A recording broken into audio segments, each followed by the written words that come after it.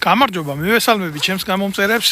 საოცარი სიახლეებით დაიწყო და სკანდალებით დღევანდელი ქართული დილა, რაღა დილა, მაგრამ მაინც ჩვენი პოლიტიკური ცხოვრება ისეთ სიურპრიზებს გვთავაზობს, მაგრამ თვალს ვერ მოხუჭავდა, უცებ ვიღაცა გალახეს.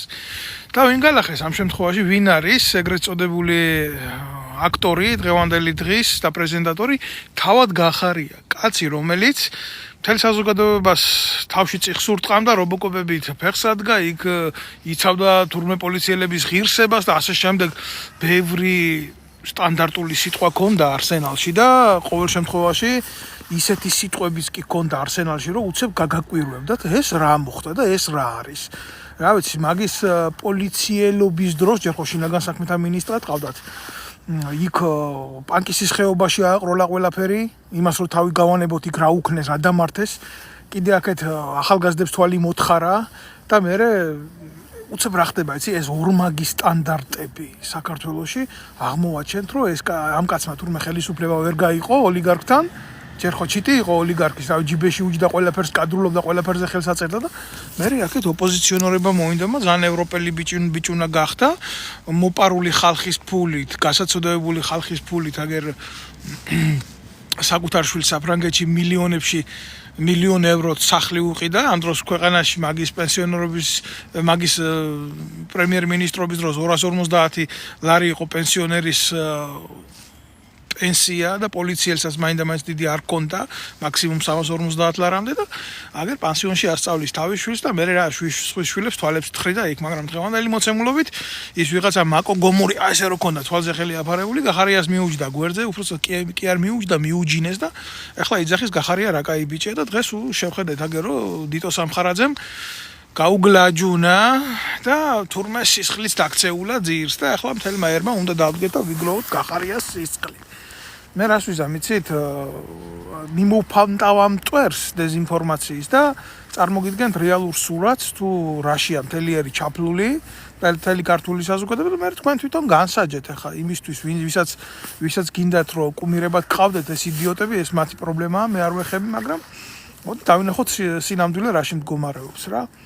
ვიღაცა მზია ამაღლობელი, აი დავიწყოთ აქედან რა, რომელიც თურმე არის ჟურნალისტი. ქვეყანაში სადაც ყველა ეგრეთ წოდებული პრესა, მასმედია, ტელევიზია არის ვიღაცის პოლიტიკური ტრიბუნა და ვიღაცის ტრაქში მაცხოვრებელი მიკროფონი, თურმე მზია ამაღლობელი არის ჟურნალისტი და ეს მზია ამაღლობელი ჩვეულებრივ ჰიბრიდანტი, ასე ვიტყოდი, ქმნილება, რომელიც ჭირდებათ ამ შემთხვევაში ხელისუფლების შესაცვლელ პროცესში რაღაცა მოვლენების დასაძაბვად. არანაირი ჟურნალისტი ის არ არის რა.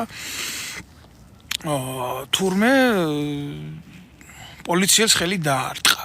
შეხედეთ რა მოხდა, პოლიციელს ხელი დაარტყა და დააკავეს თურმე და აღშიფოთ და ეს სასტავი და მათ შორის გახარიას, როგორი წარსულის გახარია, მე თქვენ ამაზე უკვე გელაპარაკეთ, გამიგე? ყველაფერი გააქტიურდა ამ პროცესებიდან და თურმე გადავხედოთ რა, ამ მოვლენებს წინა დღით დესტრუქციას ახდენდა და დაიჭირეს და დააწერიეს ხელწერილი. და ხელწერილი დაწერა, მეც აღარ ვიზამ, აპატიეთ, შემინდეთ, აღარ დავარღვევ კანონი ჩემთვის უპირველესია და გამოდის ისა მეორე დღეს აგერ ქუჩაში და აქციაზე პოლიციის უფროს უბაგუნებს სახეში ხელს. დაიჭირეს. აბა რას იზამთნილი?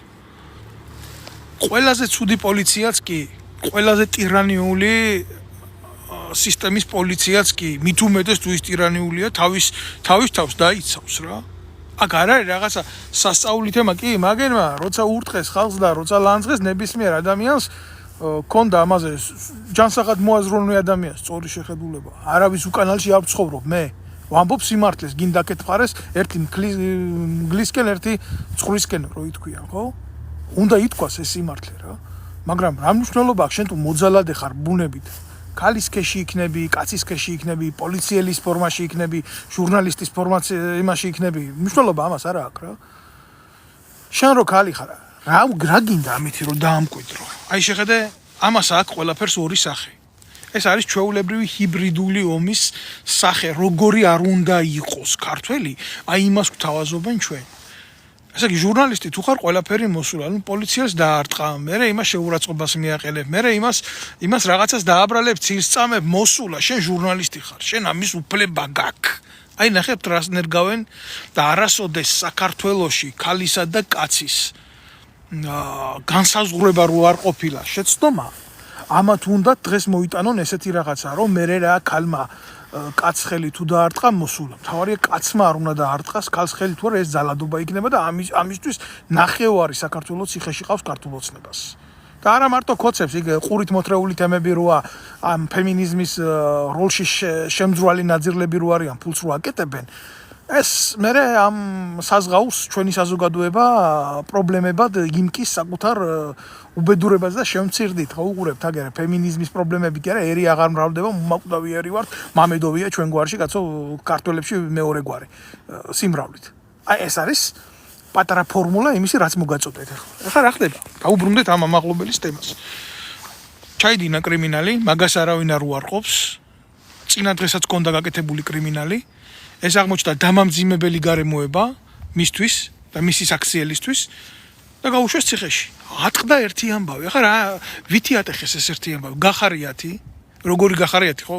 ხო მოგიყევით, როგორი გახარიათი გააკეთეს ეს. რომ რასაკეთებდა მისი შინაგან საქმეთა მინისტრობის დროს, პოლიციელობის დროს. მერე გამოიყვანეს მის მიერ დანიშნული ლონდა თოლორაია. რომელსაც მე პირადად ვიცნობ, ამათ ჩემს მოსწავლე იყო და ვიცი ამზადებდა სამართალში. კერძოდ აი ეს იყო სულ ჩვენი შეხება და ვიცნობ კაცო ამ ლონდა თოლორაიას ოჯახს იქ რაღაცა გახარიასთან ამდეობაზე ყავდა ხელი ჩექმნით ამდეობაზე დანიშნული რაღაც ინსპექტორად არაფერი ამას არ უკეთებია ამხელა რეპრესია გადავიტანეთ და ერთი რეაგირება არ ქონია არაფერზე რა ხო გამოდის და ამბობს თურმე პოლიციაზე ხელის გარტყმა არ ყოფილა პრობლემა და დანაშაული არ ყოფილა გამოდის გახარია დააკეთებს განცხადებას, რომ აუ კრიმინალიო, ხაო, დანაშაულიო კი იყო, მაგრამ მაშინო სასამართლო რაშვაშიაო გამოვიდეს პოლიციელიო და თვითონ ილაპარაკოსო, ისაო რა ქვიაო, რო ეთკინაო, რო შეწუხდაო, რო ზიანი მიადგავ. ამას რატო აკეთებს, იცით? ამით რას აკეთებს? იმ პოლიციელის, იმ ძალოვანი უწყების ღირსებაზე მოქმედებს და ნარატივის ადმინის, იცი? აუ შენ ბიჭო ქალის დარტყმული ხელი შეგეშინდა. აი ხედავთ რა შეა საქმე ამას აკეთებს ყოფილი შინაგან საქმეთა მინისტრი და ამას აკეთებს ვინ იცით ყოფილი პრემიერ-მინისტრი და კანონი მაშინ რაშვაშია სასამართლო მაშინ რაშვაშია თუნდაც ისეთი ცუდი სასამართლო იყო როგორც მურუსის სასამართლო და მაშინო ჩვენ დავდგებითო და მხარს დაუჭერთო რომ ეს დანაშაულიო დასჭადი არა თუ დანაშაული არის სასჯელიც და დეფინიცია დამთავრდა დანაშაული მოხდა დანაშაულის ჩადენა წერტილი იქ უნდა სასჯელი всё, ესეთია სამართლებრივ სახელმწიფოში ასე ხდება და გახარიების სახელმწიფოში ლონდა თოლორაიების სახელმწიფოში როგორ ხდება არ ვიცი. მე იმ ლონდა თოლორაიას მინდა მიმართო მამაშენი ხო ყოფილი პოლიციელია. ვინმეს რომ მისთვის სახეში ერტყა ხელი მორდაში ესე. როგორც აი მძუკნა დედაკაცმა დაარტყა იმ პოლიციას. მე სულ არ ვიცნობ იმ პოლიციას არ ვამართლებ, არ შეიძლება გავამართლო, აგერ ვიტყვი დამატებით, რომ ბიძინა ივანიშვილის ნებისმიერი ძალოვანი უწყების დედა შევეცი. იმიტომ მოძალადე უწყებაა და ეგ არ არის სახელმწიფო. მაგრამ ზოგადად რა იმას რასაც თქვენ აკეთებთ ამ ჰიბრიდული წესით, სადაც გინდა საერთოდ მოსპოთ ყველაფერი შექმნილი ქართული, ხო? აი მაგას პასუხობ ახლა რა. და მაგას პასუხობ აი ამ გადმოსახედიდან გეუბნებით ამ ყველაფერს რა.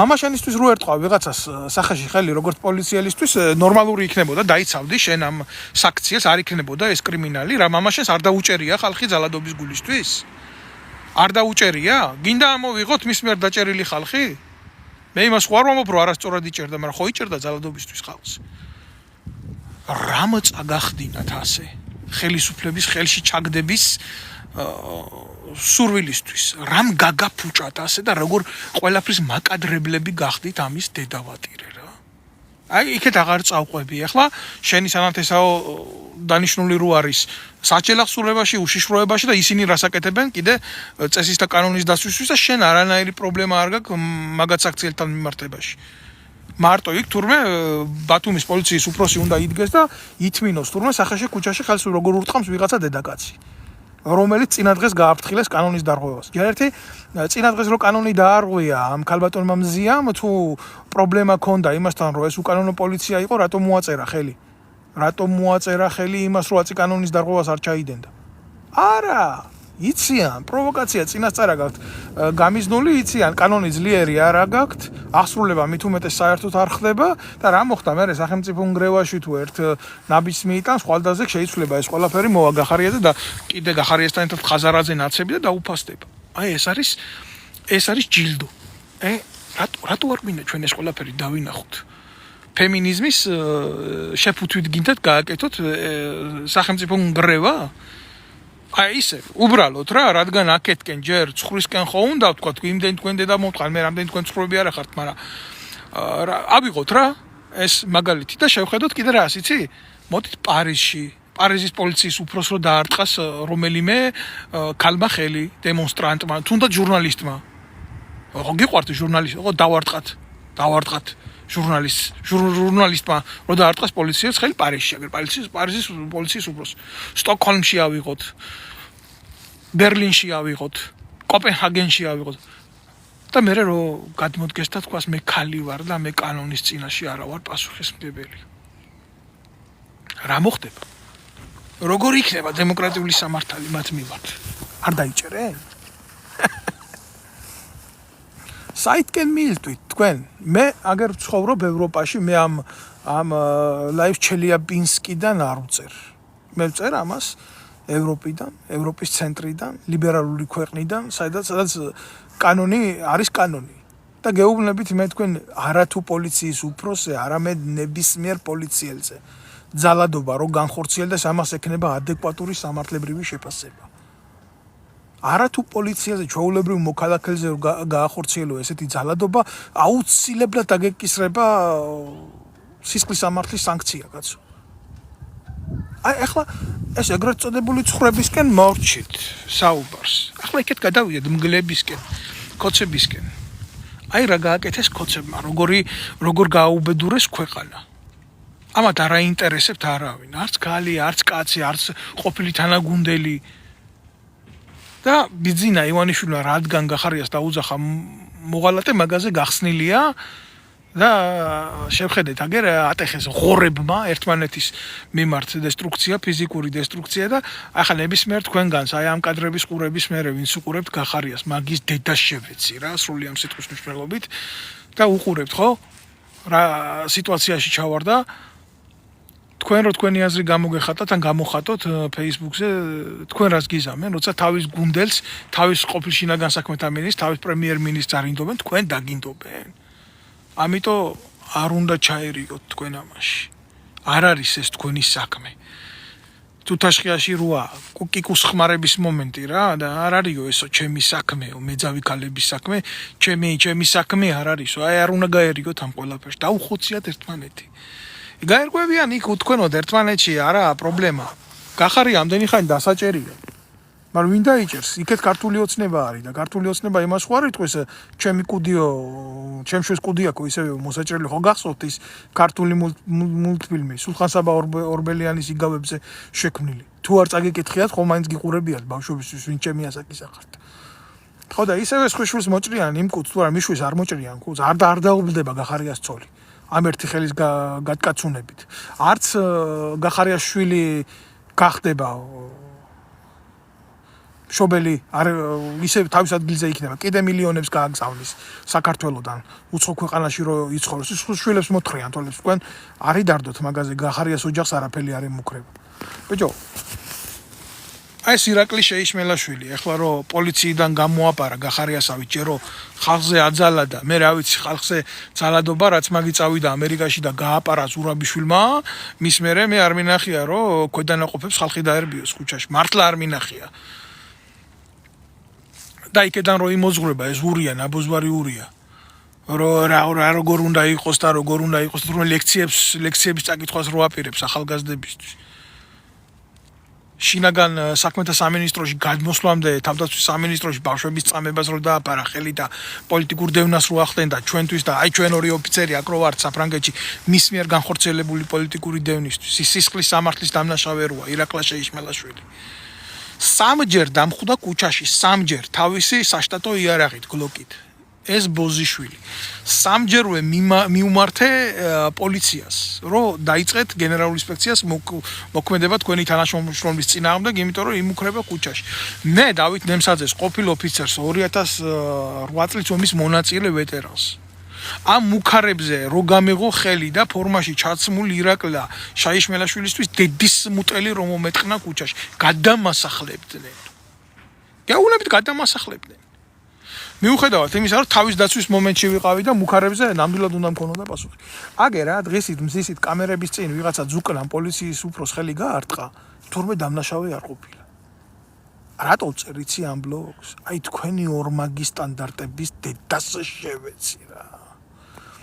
აი ვიღაცა მიწერს კომენტარს სანტენტაო თუ რა არ ვიცი ვერ ვკითხულობ ამის სახეს მართლა რას წერს იცით ხო და ევროპიდან საუბარი ადვილიაო რა ის შენ დედა შევეცი 2016 წელს ჩემი პოლიტიკური დევნა რო გააკეთეს თავდაცვის სამინისტროსთან ხიდაშელმა გახარიას კადრებმა და ამ ნაძირლებმა 2017 წელს შექმნილი არასამთავრობო ორგანიზაცია შეერაღებული ძალების სამოქალაქო კონტროლის ჯგუფი და ვებრძოდი გახარიასნაირ ნაბუზვარ ნეგატივებს შეიშმელაშვილის ნაირ ნეგატივებს ხიდაშელის ნაირ ნეგატივებს 2017 2018 2019 ჩემ ქვეყანაში ვიყავი მანამდე სანამ თავს არ დამესხნენ მე არსად არ გავპარულვარ ჯარიდან რაღაცა უცხო ქვეყანაში არ გავქცეულ ვარ და თავშესაფარი არ მომითხოვია და მე რა ვქნა შედედა მოწყნულო შენაერ ნაბუზვარს უნდა მოუხადო ბოდიში რო ცოცხალი გადავრჩი ამგენის თავდასხმის მერე სადაც ჟურნალისტით ჩამისაფრდნენ ოხ მართლა ამის ნაბუზვარი დედა მოვტყან ესა ნასეთკა ესეთი ნაბუზვრები არიან ნასეთკები სადაც ჟურნალისტით პოსტივის ჟურნალისტით ჩამისაფრდნენ სადაც თავდასხმის დროს ამათი ეგრეთ წოდებული ადვოკატიც თან იყო და მთელი სისტემა ეს დანაშაულებრივი წამოსული იყო პოემაზე რა ქვია პროვოკაციაზე და თურმე მე ახლა ამგენს უნდა მოუხადო მადლობა რომ ცოცხალი ვარ გესმით თქვენაშია საქმე ეს არის სიმართლე და ამდენი ტროლბოტი ნაცვლად იმის ამდენი ბავშვი შიმშილობს ქუჩაში ამდენი უბედურება ხდება შეყრილები არიან და აბა როგორმე რამენაირად იქნება დიქტატორი გადავაგდოთ რომ უკეთესი დიქტატორი მოვიყვანოთ შესაკრებთა გადანაცვლებით ჯამი არ იცვლება რა ეს არის ძალიან მყარი მათემატიკური დოგმა აი ეს არის სიმართლე ვისაც არ მოგწონთ აქედან ჩემი ნათქვამი სიმართლე შეგიძლიათ ბიძია ადგეთ და გადართოთ ნანუკა შოუზე უფრო დალაგებულად მიიღებთ სიამოვნებას ან იმედზე გადართოთ და სხვა რომელიმე პროპაგანდონურ არხებზე მე აქ არავინ არ მომიწვევი ხართ რა მაგრამ ვისაც სიმართლე უნდა ვინ სიმართლით იკვებება და არა ტყუილით ხო მისთვის ნამდვილად არის ეს ვიდეო ბლოგები და ნამდვილად უხდი ამათ ილუსტრაციას ვახდენ აგერ პირდაპირ და საჯარო ეთერში რამდენი მილიონები გაქვთ ნაჭამი რამდენი ქვეყანას რომელსაც შეუძლია 12 მილიონი ადამიანის გამოყვება 3 მილიონ ნახევარ კაცს ვერ ყვებავს 2 მილიონ 800,000 ემიგრანტია ქვეყნიდან გასული და გაევროს მონაცემებით 800 ბავშვი შიმშილით ყვდება იმაში რა ქვია ქუჩაში ეს არის რეალობა არ გინდათ ამის მოსმენა ოღონ დამაზენო ვილაპარაკეთ და ოღონ გახარიას ჭხუბებზე ვილაპარაკოთ სამხარაძემ ხელი როგორ გახარიას დედასაც შევეცი და სამხარაძის დედაც მოვტყან არ მაინტერესებს საერთოდ არ უნდა ჩავყოთ მაგ ცხვირი ჩვენ უნდა ვიყოთ დაინტერესებული ამ ხელისუფლების შეცვლით ყველანაირი გახარიების ყველანაირი ნაცების ყველანაირი ეგრეთ წოდებული ხაზარაძეების ყველა მთავრობის დროს ხელისუფლებაში ნამყოფი ნასეტკების მიღმა და გამოახი ვიღაცა და იმას მეკითხეს როგორ შევცვალოთ როგორ გავაკეთოთ აგერ ბიჭო გაგინებს მაგალითად ნაბუზვარი ვიღაცა და იმის ტრაკიც არა აქვს გამიგე მისი სახელით და გვარით შეგაგინოს რა ვიღაცა არ შეიძლება რომ ყველას მოეწონო გამორიცხულია ეს ადამიანის ბუნება არის განსხვავებული მაგრამ იმის ტრაკი ხომ უნდა გქონდეს ქართველებს რომ ჩვენი აზრი ჩვენი სახელით და გვარით გამოვთქვათ აი ეს არის რეალობა აი ეს მაწუხებს ყველაზე მეტად ეს მტკივა მე ყველაზე მეტად კაცო და თუ ჩვენ შეურაცხყოფა ვერ მიგვიყენებია ბიჭო სხვისთვის საკუთარი სახელგვარი ჩვენ ერთმანეთის გვერდში დგომას შევძლებთ საკუთარი სახელით და გვარით ქვეყანაში ძალიან დიდი კონსპირაციაა წასული რა რომელი უფლებების დაცვაზეა ლაპარაკი რომელი ხმის ამოღებაზეა ლაპარაკი რომელ თავმოყარეობაზეა ლაპარაკი ვინ მოვიყვანოს მე კიდევ ერთხელ ვცემ ამბავს ყველა ამათ გარდა და გინდათ გავიმეორო ჩვეულებრივი ხალხური ჭეშმარიტება ხო დაქცეულია ქვეყანა და ხო მომსპარია ჩადით საქართველოს რომელიმე დიდ სოფელში ჩადით კაცი რო კვდება ამ დიდ სოფელში სადმე მირბიან იმის გულისთვის რომ დამარხონ ხო არ მირბიან ხო ამოარჩევენ მათში ისეთ ადამიანს რომელიც ამ ყველაფრის ორგანიზებას აკეთებს ქვეყანა გვიკვდება ცუდი შედარებაა მაგრამ ქვეყანა გვიკვდება ვერ უნდა ვნახოთ ჩვენ ერთმანეთში ვერავინ? ნებისმიერ სოფელში, აი მე გუშტიპში გავიზარდე, იმერეთის ერთ-ერთ ღარიბ სოფელში გავიზარდე. და ოტია იოსელიანი იყო ჩვენი მეზობელი და გლეხური სიმართლე მომისმენია, რომელიც იქცა მერე მსოფლიოს იბრძნეთ კაცო. რატო ვეძებთ ჩვენ, რატო ვეძებთ სხვაგან პროფესორებს და აკადემიკოსებს და გადამრჩენლებს ქვეყნის და ასე შემდეგ. გავატაროთ რაღაცა დისციპლინა ჩვენ ყოფაში, ჩვენ ცხოვრებაში. ჩვენ გასაკეთებ, ჩვენ მოსათოხოს, ჩვენ გასამარგლს არავინ არ გამარგლავს. თორე ის ჭია და ის სიბილწე მარტო ხელისუფლებაში კი არის, იმ ხელისუფლებიდან იმ ყანაში ჩამოვიდა ის სიბილწე. აღარა გვაქვს ლიტერატურა, აღარა გვაქვს პოეზია, აღარა გვაქვს აღარაფერი, всё. ერთმანეთის ფალოსებზე და ერთმანეთის იმაზე ლაპარაკობენ, რა ქვია, სასქესო ორგანოებზე და ამას არქმევენ იმას, რა ქვია, პოეზიას და ხელოვნებას და კულტურას. всё, ყველა ეშელონშია შესული სიბილწე. არ უნდა მივიღოთ ჩვენი სიბილწე, რა ჩვენი არ არის, რა ჩვენი ტრადიციული არა. რა თმინდა მე ისეთი ქალი, რომელიც ქუჩაში კაცხელს და არტყამს და ამას დაარქმევს თავისუფლებისთვის ბრძოლას. ეგ არ არის ქართული ქალის სახე. ჩვენ სხვანაირი ქართული სახეები ვისწავლეთ. ჩვენ ვისწავლეთ ნესტანის სახე. ჩვენ ვისწავლეთ დარეჯანის სახე. და სხვადასხვა სახეები ვისწავლეთ ქალების და კაცების ლიტერატურაში, პოეზიაში და მერხზე და ის მერხზე რაც ვისწავლეთ ჩვენ ის გვინდა დღეს ჩვენს ყოფა ცხოვრებაში და არა ის რაღაცა მოთხრილი, მოზღაპრული იდიოტობები, რომლებსაც გვაჯერებენ, რომ ეს არის ჩვენი რეალობა. არა, ეს ვიღაცა მზია ამაღლობელი არ არის ჩვენთვის ქართული სახე. ვერ შემტენით რა, პირდაპირ გეტყვით მაშინ. ხო, მაგრამ არ უნდათო ჩვენი ქართულიო, ევროპული უნდათო და აგერ წერს ბატონი, უსახელო და უგვარო ის. მე ვერ დაგეთანხმებით, შემოკარგებო, გულახდილად გეუბნებით, ოღონ მართლა გეუბნებით ამას. მე ამდენი წელიწადია აქ, უკვე მე 6 წელიწადია ვცხოვრობ და მე ევროპის ქუჩებში გახრწნილება არ დამინახია. ორი შემთხვევა შეიძლება. აი ეს. საქართველოში უფრო დიდ გახრწნილებას ვხედავდი, ვიდრე ევროპის ქუჩებში. ოღონდ ამას გულახდილად გეუბნებით რა. აი მე ვიცი აქ ფრანგული ოჯახები, მე ვიცი, რომელიც საკუთარ შვილებს ვულგარულად ჩაცმულებს გარეთ არ გამოუშვებენ. კი არის კატეგორია, რომელსაც უნდა მანდამაინც ისეია, რომ ჩაცმის გამოხატვის რელიგიური აზროვნების თავისუფლებაა, მაგრამ რაღა იმ ცუდს უყურებთ, იმს კარგი დაინახეთ რა. აქ ყოველ კვირას ეკლესიის ზარები რეკავს და მლოცველები მიდიან ეკლესიაში და ლოცულობენ. ამას რატო არ უყურებთ? მანდამაინც გარყვნილი ცუდი ევროპა. თუ გარყვნილი და ცუდია, ბიჭო, ხო, ესე როგორ არის ძლიერად გამართული ეკონომიურად.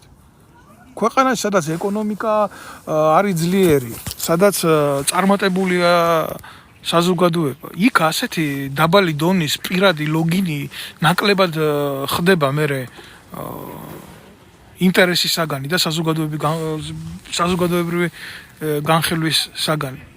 მე სულ ამას ვლაპარაკობ, მე სულ ამაზე მაქვს გადმოცემა და რა ვიცი, ახლა ვისაც უნდა გაიგებს, ვისაც უნდა არ გაიგებს, რა ვიცი. ზოგს რო შეეკითხო, საქართველოშიც მაგარი ქართველია, მაგრამ მე ვიცი, რომ სულს, გულს და სამშობლოს და რელიგიას ისე ყიდის, როგორც მაგალითად დეზერტირების ბაზარზე თევზს ყიდიან, ან ჩვეულებრივ სხვა საკვებ პროდუქტს. თუ აქ ხავს იმის ფასი, იმის საშუალება ჯიბეში გავიდეს და რამე იყიდოს. ეს არის პრობლემა. თქვენ ამაზე ლაპარაკი არ გინდათ, თქვენ გინდათ მარტო იმაზე, რომ აი ვინ რა ცუდია, ვინ რა კარგია, იქედან დაიწყეთ თქვენ რა გინდათ. ყოველდღიურობიდან გადაწყვეტეთ ყველაფერი ადმინისტრაციულად. აი ამაზე ლაპარაკის სურვილი თქვენ არ გაგაჩნიათ, არ გინდათ.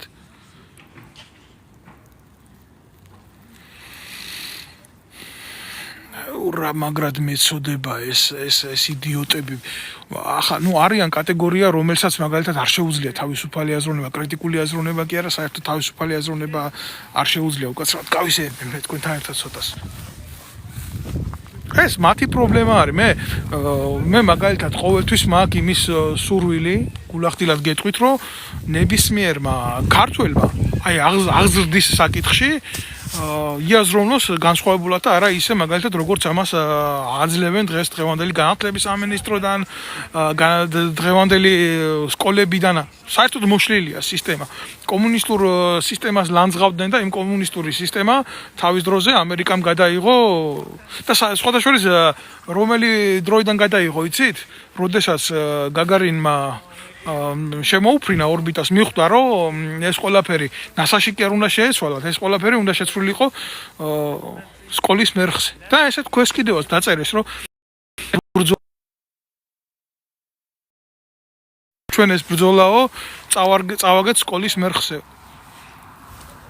თუ ჩვენ ახალგაზრდობას მივეცით იმის უფლება, გაიზარდონ ამათი არაორიენტირებული ღირებულებებით, ხო? დამიჯერეთ რა, ეს დაგუყავს ჩვენ. აი უკვე დაიწყეს ლაპარაკი. აი ჩვენ ახალგაზრდობას ასე უნდა, ვინა ახალგაზრდობა? ხაზარაძემ რო შექმნა მწერლები, პოეტები და ეს ნაძირალათა ქვედანაყოფი რო არის, ეს არის ახალგაზრდობა? ხაზარაძე თვითონ როგორი ახალგაზრდა იყო? მერაბ კოსტოვას რო ხელი დაარტყა? ეს არის სწორი? ეს გვინდა? ამისკენ მივისტრაფით? ეს არის ამოსავალი წერტილი, მაგრამ შექმნა სოციუმი.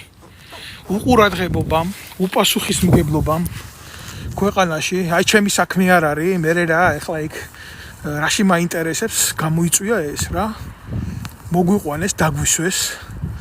მარტო პრეზიდენტი კი არ დაგვინიშნეს და დაგვისვეს. არა, ეხლა გვეუბნებიან, რომ აი ვიღაცა ტიპები ამათ მიერ შექმნილი მწერლები, რომლებიც აი თუ მასხულია მაგალითად პოეტი და შემოქმედი ვიღაცა ერეკლ დეისაძე, მე ახლა მაგათ პოეზიის და ლიტერატურის ციტირებას ვერ მაპატიეთ და ვერ დავიწყებ აქ ჩემ ეთერში რა. იქამდე ისეთი ბილწია, მე რო ხანდახან ამათ მიმართულებით ვიგინები, ის იავნანაა რომ მოისმინოთ. ჩაწერეთ და მოусვინეთ. აი მაგალითად შეურაცხყოფებს როგორ ახდენენ რელიგიის საიდუმლოსერობას, საიდუმლო სირობას უძახიან, თამარ მეფის სექსუალურ ცხოვრებაზე რო ლაპარაკობენ და ასეთი ლიტერატურა გაჩნდა საქართველოში, ნაცვლად იმისა, კლასიკოსები გვეკითხა. სხვა ანთოლოგია შეიქმნა აბსოლუტურად რა.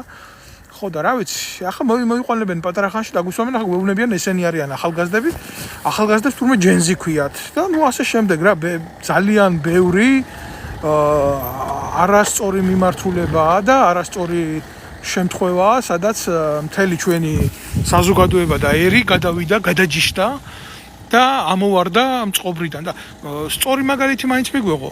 არა. ჩვენ გვეუბნებიან, რომ მხოლოდ და მხოლოდ ისეთი მაგალითი უნდა მივიღოთ, რომელიც ჩვენთვის მიუღებელია. ისეთი სახელმწიფო მეთაურები უნდა გვყავდეს მეთაურებად, რომლებიც ქართული აზროვნებით არ ცხოვრობენ და არ არიან. დღეს იქ არიან ხვალ, ზეგ იქ არიან, ბიჭო, საფრანგეთში შარლ დე გოლი არ მოეწონათ და გაუშვეს ბოლოს. აი ესე იცის დემოკრატია. მე ვერ დაუწყებ ვერავის ახსნას ვინ იყო შარლ დე გოლი. მაგრამ ძალიან პრინციპული ადამიანი, რომელმაც შექმნა ძირითადი რესპუბლიკის ფესვები და დღემდე თუ არის საფრანგეთი არის იმ სიძლიერეზე და არის იმ ძალაზე, ხო? და არ მოეწონათ და გაუშვეს, ად გადაწავიდა. და ეს გახარია რატო უნდა მინდოდეს? აი, ოღონ მართლა არ მესმის, გახარია რატო უნდა მინდოდეს რა? ხიდაშელი რატო უნდა მინდოდეს? გუშინ წინ ივანიშვილის ნიფხავში იჯდა, იმას გვეუბნებოდა დიქტატორი რა კაი ტიპია. და დღეს არ მოწონს რა. შემოაკლდა ფული და უფრო მეტის შოვნა უნდა და უფრო დიდი წილში ჩაჯდომა უნდა და უნდა დაუჯერო. რატო უნდა დაუჯერო? რატო? რამე არის მის წარსულში ისეთი, რასაც შეიძლება მოვეჭიდო რწმენისთვის?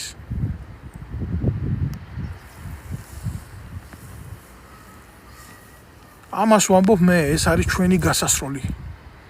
ჩვენი გასაღების სისხლი არის ეს. და ჩვენი გასაკეთებელია ამათი ერთად გადაყრა დიდ სანაგვეზე. ყველასი ერთად, აი ვინცაა დღეს პოლიტიკურ ნაგავზე. სანაგავს გინდა ხელისუფლებაში, გინდა ოპოზიციაში. ესენი არ არიან, ესენი არის დანაშაულებრივი სინდიკატები.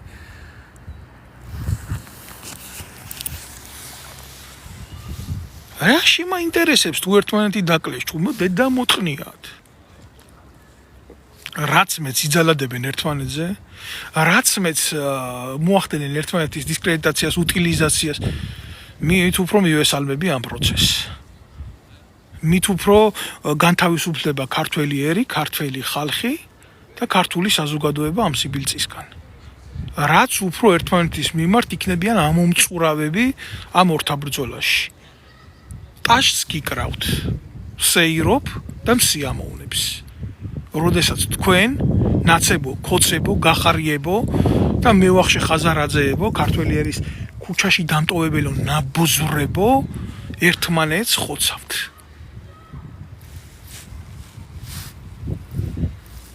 მე იცით ვინ მეწოდება? ის 800 ბავშვი შიმშილით რო კვდება.